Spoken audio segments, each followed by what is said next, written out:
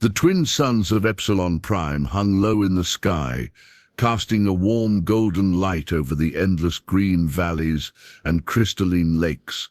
From the command tower of the Helios base, Captain Jackson Morrow watched the horizon with a thoughtful gaze. His reflection on the window pane showed a hardened man, broad-shouldered, with sharp eyes that had seen too much war and not enough peace. Yet today, peace was still possible. Epsilon Prime was Earth's newest colony, a jewel among the stars. Rich with resources, breathable air and fertile soil, it was the promise of a new future. But like every frontier, it was contested. The Zeran Dominion, a powerful alien empire, had laid claim to this sector centuries ago. They saw the human presence on Epsilon Prime as an invasion. Tensions between the two species had been rising for months. Jackson stepped away from the window and walked toward the central command table, where his officers waited. "Status report," he said. Lieutenant Mira Chen, his second in command, looked up from her screen. "All systems operational. Colony defenses are on standby. The diplomatic ship Harmony is en route to the Zeran border. Estimated time to contact 6 hours." Jackson nodded. "And the escort ships?" "2 light cruisers. Standard formation. No signs of hostiles." Jackson remained silent for a moment. The Council had insisted on diplomacy, another round of talks to ease tensions. It was the right move, but deep down, he didn't trust it to work. Not with the Zeran, not anymore. He remembered the skirmish near Titan Station 5 years ago. A surprise Zeran raid had taken the lives of hundreds, including his brother. Since then, Jackson had learned to hope for peace, but prepare for war. "Keep me updated," he said, turning to leave. Outside, the colony bustled with activity. Engineers repaired defense drones, miners drilled into the hills for ore, and families walked the streets of the domed habitat zones. Life continued, even under threat. That was the strength of humanity. They endured. Later that evening, Jackson returned to his quarters. The room was simple: a desk, a bunk, a photograph of his brother. He poured himself a cup of black coffee and opened the latest report from Earth's Global Council.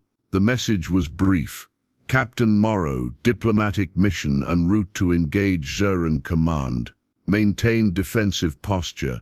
Do not escalate. Peace is still possible. Counselor Naira Tal." Jackson closed the file and leaned back. Peace is still possible, he thought. He wanted to believe it. Then came the alarm. A piercing tone rang through the base, followed by the voice of an officer over the intercom. "All stations, emergency signal received from the diplomatic vessel Harmony. Signal cut mid-transmission. Possible hostile engagement." Jackson was on his feet instantly, coffee forgotten. He rushed to the command center. The room was in motion, officers shouting, screens flashing red. "Get me visuals," he ordered. A grainy video feed appeared on the main screen. The Harmony was surrounded by 3 Zeran warships. Then, in a flash of blue plasma, the human vessel exploded. The feed went dark. Silence fell in the room. Jackson clenched his jaw. "Survivors? None confirmed, sir." He took a deep breath, trying to steady the fury rising inside him. "This was an act of war," Mira said quietly. Jackson stared at the dark screen. All hope for peace had just burned in space. The Zeran had made their choice. He turned to his officers. "Raise the fleet. Activate planetary defenses. Inform the Council. We are no longer talking." Outside the command tower, the night sky of Epsilon Prime filled with the hum of rising ships. The echoes of peace had faded. War was coming. The war room at Helios base was silent, except for the low hum of holographic displays and the occasional tap of a keyboard. Captain Jackson Morrow stood at the center table, surrounded by top officers and advisors. Projected above them, the last recorded image of the Harmony, a bright explosion in the void, flickered like a dying star. No one spoke for a long time. The destruction of the diplomatic ship had changed everything. Jackson broke the silence. "Have we received any communication from the Jarin?" Lieutenant Mira Chen shook her head. "No messages, no explanation, just silence." Jackson's voice was steady, but there was steel in it. "Then we treat this as a declaration of war." General Cale Donovan, head of ground operations, stepped forward. "The Council still wants to send a message of protest. They don't want us to retaliate. Not yet." Jackson looked around the table. "They sent peace. It was answered with fire. If we wait, we're inviting another attack." He tapped a control panel, and a 3D model of Epsilon Prime filled the room. Red markers showed Jarin ships, moving toward the outer defense ring. "They're not going to stop," Jackson continued. "They want us off this planet, but this world is ours now, and if they want war, we'll give them war." The officers nodded. No one needed more convincing. The attack on the Harmony had shaken even the most cautious voices. Earth had always tried to show strength without aggression, but this time, restraint could be fatal. Jackson walked toward the observation deck, where the stars stretched endlessly above the planet's surface. He took a moment to breathe. The quiet of space was deceptive. It looked peaceful, even beautiful. But beyond that stillness, fleets were moving. Weapons were being charged. Lives were about to be lost. That night, Jackson stood before the colony's command broadcast system. His message was going out to all United Earth Defense Forces in the sector and to the Global Council itself. The chamber lights dimmed, and the red recording beacon turned on. "This is Captain Jackson Morrow," he began. His voice was calm but unyielding. "Today we extended a hand of peace. The Jarin answered with an act of war. They destroyed our diplomatic ship, our crew, and our hopes for negotiation. I say this not to mourn, but to prepare. We are not backing down. We will not surrender this world. We will not let our people fall." He paused, then added, with slow force in each word, "You want war, then face annihilation." The message ended. Across the command centers of Earth's outer colonies, soldiers stood in silence, then saluted. On Earth itself, the Council fell into heated debate, but Jackson's words could not be taken back. The line had been drawn. Within hours, fleets began moving. Warships lifted from the surface of Epsilon Prime and took positions in orbit. Fighters ran constant patrols. Artillery platforms powered up along mountain ridges. Defense grids were activated, locking into place across the sky like a mechanical web. Jackson toured the hangar bay personally. Mechanics worked around the clock. Pilots climbed into their cockpits, checking systems. The colony's engineers, once focused on building schools and housing units, now reinforced bunkers and command shelters. In the midst of all this, Jackson remained focused. He checked every report, answered every question, and watched every movement on the tactical map. But deep inside, he carried the weight of what was coming. Back in his quarters, Jackson listened again to the last transmission from the Harmony. Static, a faint scream, then silence. He replayed it once more, committing every second to memory. He stared at the stars, not with wonder, but with a promise this would not go unanswered. The next morning, the first Jarin scout ships breached the outer sensors. No attacks, just observation, testing Earth's response. Jackson ordered all units to hold fire. "Let them look," he said. "Let them see what we've prepared." But he knew the scouts weren't just looking. They were measuring, calculating, preparing for something bigger. The flame had ignited. The next move would determine the future of Epsilon Prime, and perhaps all of humanity. The morning skies above Epsilon Prime glowed with the soft light of dawn, but beneath the peaceful surface, war machines moved like shadows. Drones buzzed through canyons. Satellites orbited silently. Defense turrets locked into position with quiet clicks.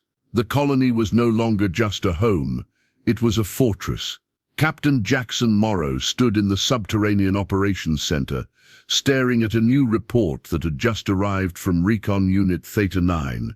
It wasn't about enemy ships. It was something stranger, something deeper. Mira Chen approached, her expression tight with concern. "We found something under the western cliffs," she said. "Buried structures, not human." Jackson raised an eyebrow. "Jarin?" She shook her head. "Older, much older, possibly pre-Jarin.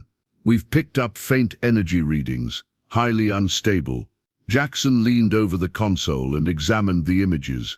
A hollow chamber deep within the mountain, sealed off by layers of crystal and stone, shapes carved into the walls, symbols unlike anything in Earth's records, and at the center a structure pulsing with dim blue light. "Is this why they're here?" he asked. "Not for the planet, for whatever this is." "Possibly," Mira replied. "We intercepted encrypted transmissions between Jarin command ships. Most of it was static, but we decoded one word that repeated over and over, Tal Kareth." Jackson frowned. "Translation? No direct match, but Jarin linguistics suggest it means the Endbringer." Silence filled the room. Jackson made a decision. "Prep an infiltration team. I want boots on the ground in that ruin by sundown." Later that day, under heavy cloud cover and escorted by stealth drones, a small shuttle descended into the western canyons. The terrain was jagged and lifeless. No vegetation, no signs of animals, just stone and dust. Lieutenant Rafe Juno led the recon squad. Tough, smart, and loyal. His voice came in over the comms. "Captain, we've reached the entrance. It's cold down here. No heat signatures, but the energy readings are climbing." Jackson watched from the command center as the team entered the structure. Lights from their helmets cast long shadows on the walls. Symbols glowed faintly as they passed, as if awakened after centuries of sleep. "Getting readings now," Juno said. "This thing's wired to something deep underground. Looks like a power core, maybe a weapon." "Wait, hold on." The feed crackled. Then the screen lit up in blinding white as the sensors spiked. "Sir," Mira shouted. "They activated something." "No," Jackson said firmly. "It's reacting to us." Back on screen, the team stood in a massive chamber, where a single pedestal rose from the floor. Floating above it was a dark orb, spinning slowly, surrounded by small arcs of blue lightning. Juno reached for it. "Sir, should we secure it?" "Negative," Jackson replied. "No one touches it, not until we know what it is." But it was too late. As the orb pulsed, a deep rumble echoed through the ruin. Dust fell from the ceiling. The lights dimmed. Strange whispers filled the comm channel, sounds that didn't belong to any living voice. Then came a second alert. "Captain," Mira said urgently, "Jarin ships are converging on the canyon. They know what we found." Jackson turned to his officers. "We hold the site. Lock it down. I want defensive positions around that ruin before nightfall." The soldiers on the ground moved fast, setting up barricades and cloaking systems to hide the entrance. But Jackson knew this wasn't about territory anymore. The Jarin weren't just after land. They were after the ancient technology buried beneath it. Back in his office, Jackson reviewed historical data from Earth's archives and compared it to the images from the ruins. The symbols, the layout, the energy patterns, they matched fragments found in other parts of the galaxy. Myths, warnings, weapons from a civilization long gone, weapons powerful enough to end planets. Now it all made sense. The Jarin didn't want to drive humanity away. They wanted access to the ruin. They wanted the weapon, and they were willing to start a war to get it. Jackson sat back in his chair, the weight of the truth sinking in. He hadn't just been tasked with defending a colony. He was guarding a key to the end of worlds, and the Jarin were coming for it. The night sky over Epsilon Prime burned with streaks of light as Zarin warships entered the planet's upper atmosphere. Their engines roared like thunder across the colony, and distant flashes marked the start of the first orbital skirmishes. War had arrived. Inside the command tower of Helios Base, Captain Jackson Morrow stood at the center of organized chaos. Officers rushed between stations, Voices called out over comms, and warning lights blinked in red. "All units report in," Jackson said calmly, his voice cutting through the noise. "Orbital defense grid online," Mira Chen replied. "Ground batteries ready, shield generators holding steady. First enemy fleet is moving into formation above the southern hemisphere."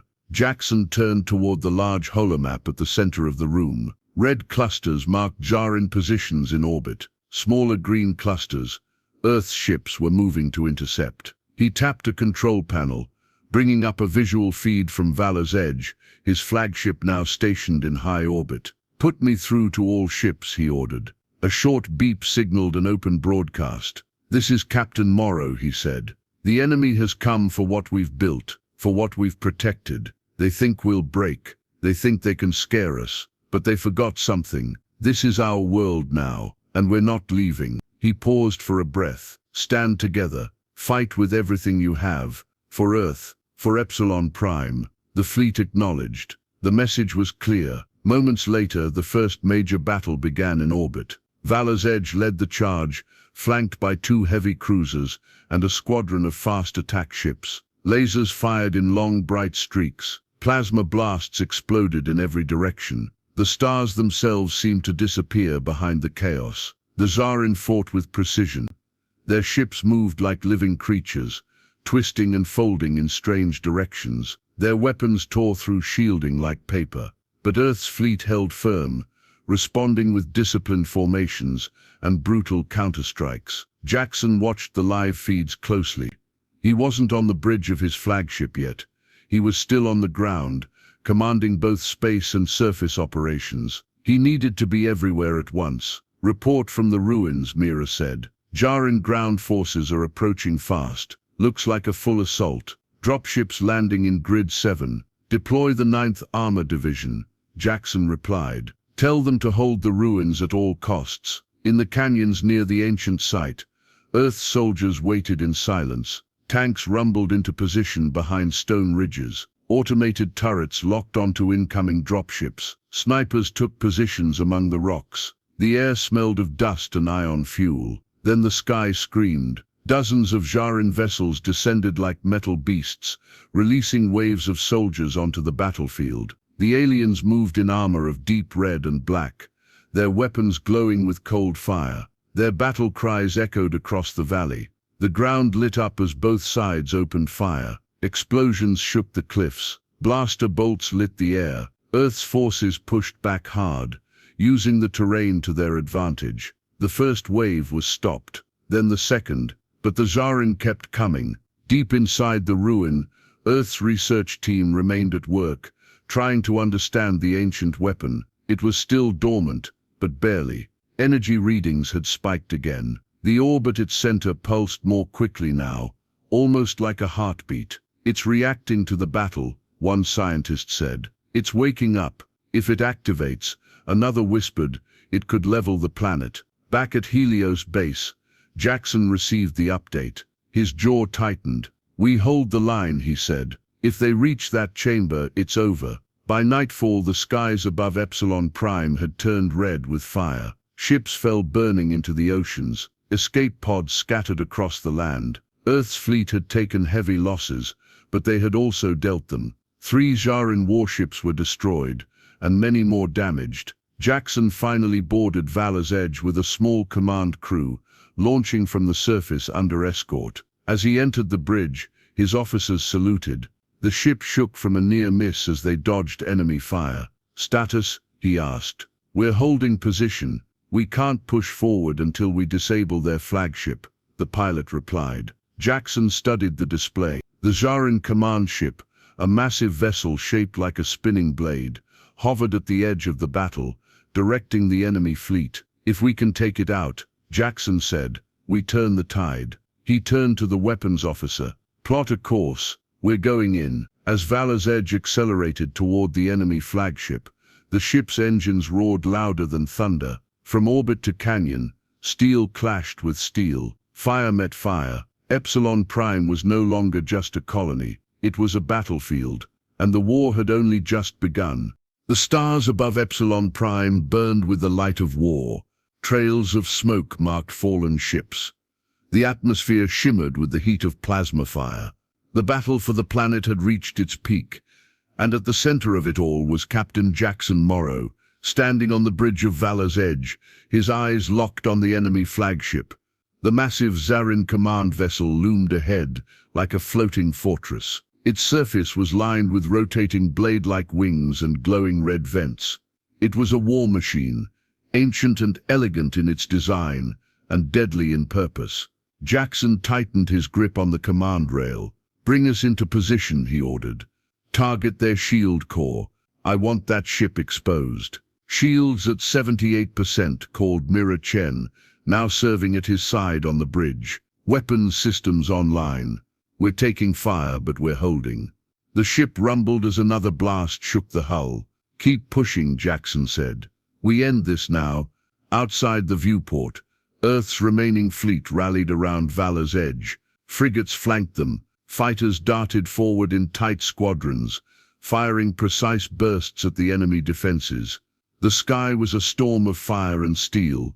Meanwhile, on the ground below, the battle for the alien ruins had grown desperate. In the canyon near the ancient chamber, Earth soldiers fought tooth and nail to hold their position. The Zarin were pouring in wave after wave, determined to seize control of the structure buried deep in the stone. Inside the ruins, Earth's science team worked frantically, watching the pulsing core of the ancient weapon grow brighter with every moment. "The energy signature is spiking," said one engineer, eyes wide with fear. "The device is syncing with something, maybe the Zarin fleet. If they take the ruin and activate it," another warned, "they could destroy everything, not just this planet, everything in orbit." Back on Valor's Edge, Jackson received the message. "They're going to use the weapon," Mira said. "This was their plan all along. Wipe out our fleet from the surface." Jackson nodded grimly. "Then we take the flagship before they give the order." He opened a channel to all ships. "This is Morrow. All units form up. We strike now." The fleet moved with purpose. Lasers carved through space. Missile trails cut across the stars. The enemy flagship shields began to flicker under the constant assault. Then came the window of opportunity. "Shield core exposed," shouted the tactical officer. "Fire everything we have," Jackson ordered. The ship's main cannon roared, sending a concentrated blast directly into the heart of the enemy flagship. The explosion lit up the dark sky, and for a moment silence followed, then fire, but the ship didn't fall. "Core's damaged," Mira said, "but it's still operational. We'll need to finish it from the inside." Jackson knew what had to be done. "Prep a boarding shuttle." "I'm going in, sir," Mira began. "That weapon on the surface activates in minutes," he said.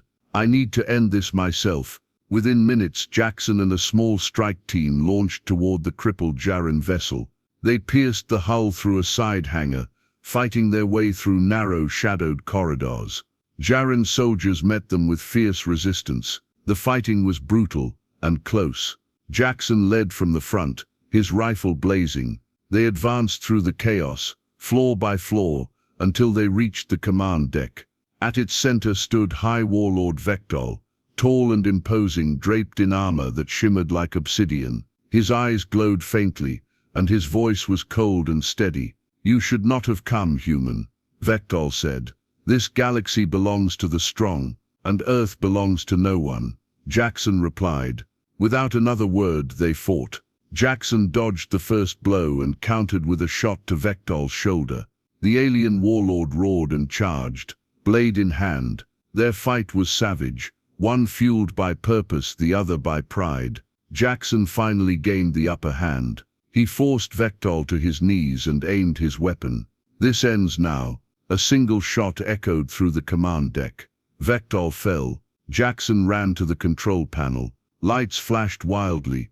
Warnings screamed in a strange alien language. The weapon had been triggered, but there was still time. His hands moved quickly over the alien interface. Earth's researchers had fed him enough data to recognize the energy patterns. He rerouted the charge, redirected it away from the surface, and overloaded the control core. "Shuttle," he called through the comm. "We're done here." The strike team fled the ship as fire spread through the command deck. Seconds later, the Zarin flagship erupted in a massive explosion, sending shockwaves across the battlefield. Above and below, the enemy forces broke. On the ground, Zarin soldiers fled the ruins. In orbit, the remaining enemy ships jumped to retreat.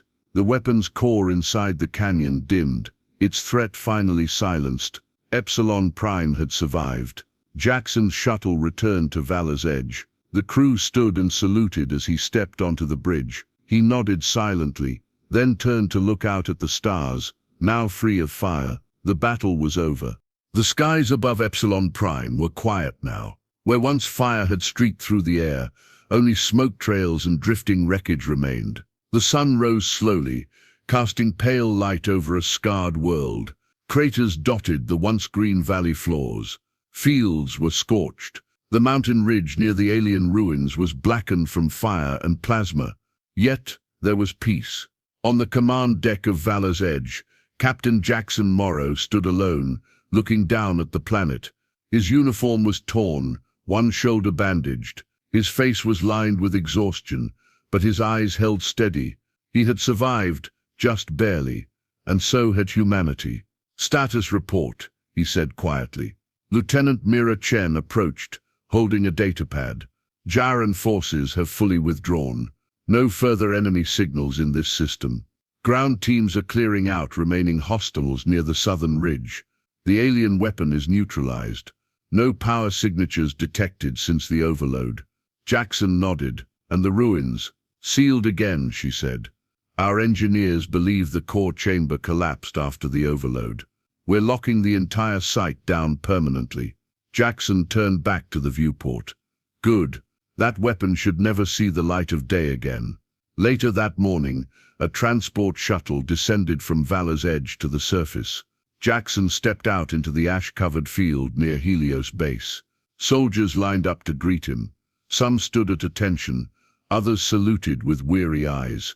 He returned the salute, slowly, respectfully. Everywhere he looked, there were reminders of the battle: wrecked tanks, broken drones, burned-out husks of buildings.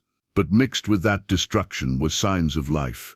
Medics tending to the wounded, engineers rebuilding power lines, children being led through the rubble by teachers, carrying books instead of rifles.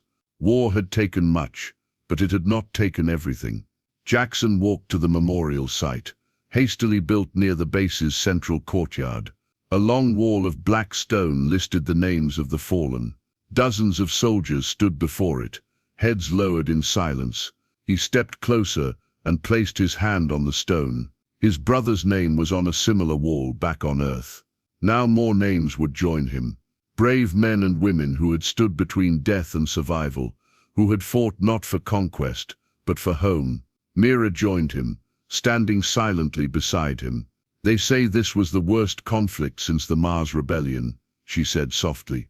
"It was more than a battle," Jackson replied. "It was a warning." She looked at him. "What now?" He glanced toward the sky. The stars shone again, clear and undisturbed. "We rebuild," he said. "We protect what we've earned, and we make sure this never happens again." Back in his quarters, Jackson sat at his desk. The lights were dim. The room was quiet. He activated a personal recording device and began his final log. Captain's log, final entry. "The battle for Epsilon Prime is over. The Jarin are gone for now. We lost ships, cities, and too many lives. But we stood our ground. We proved that Earth does not run. We do not bend. I've seen enough war to know that peace is not given. It's earned. It's fought for, bled for, protected by those willing to carry the burden. If the galaxy is watching, let it remember this. Humanity stands, and we do not forget." He ended the recording and looked around the room once more. A photo of his old unit rested on the shelf. His brother's medal was tucked beside it. He placed his hand over both, closed his eyes for a moment, then stood. Outside, the colony was already changing. Walls were being rebuilt, gardens replanted. Children laughed again in the open spaces where once alarms had screamed. Peace, fragile but real, had returned. The war had come like a storm, But now, in the stillness after, humanity stood taller, stronger, and wiser. The story of Epsilon Prime would be remembered, not as a tale of destruction, but as one of defiance, courage, and unity. And when the day came that the stars turned hostile again, Earth would be ready,